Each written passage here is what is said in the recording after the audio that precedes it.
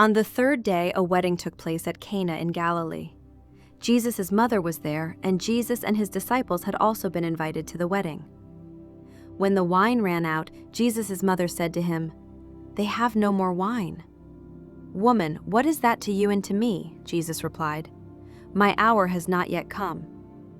His mother said to the servants, "Do whatever he tells you." Now 6 stone water jars had been set there for the Jewish rites of purification. Each could hold from 20 to 30 gallons. Jesus told the servants, "Fill the jars with water." So they filled them to the brim. "Now draw some out," he said, "and take it to the master of the banquet." They did so, and the master of the banquet tasted the water that had been turned into wine. He did not know where it was from, but the servants who had drawn the water knew.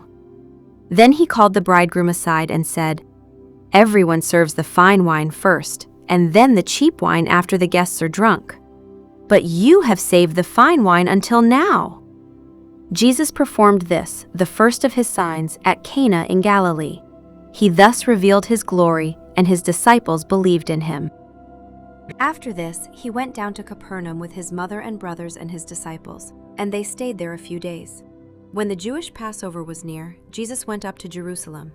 In the temple courts he found men selling cattle, sheep, and doves, and money changers seated at their tables. So he made a whip out of cords and drove all from the temple courts, both sheep and cattle. He poured out the coins of the money changers and overturned their tables. To those selling doves he said, "Get these out of here. How dare you turn my Father's house into a marketplace?" His disciples remembered that it is written, "Zeal for your house will consume me." On account of this, the Jews demanded, "What sign can you show us to prove your authority to do these things?" Jesus answered, "Destroy this temple, and in 3 days I will raise it up again." "This temple took 46 years to build," the Jews replied, "and you are going to raise it up in 3 days?" But Jesus was speaking about the temple of his body. After he was raised from the dead, his disciples remembered that he had said this. Then they believed the scripture and the word that Jesus had spoken. While he was in Jerusalem at the Passover feast, many people saw the signs he was doing and believed in his name. But Jesus did not entrust himself to them, for he knew them all.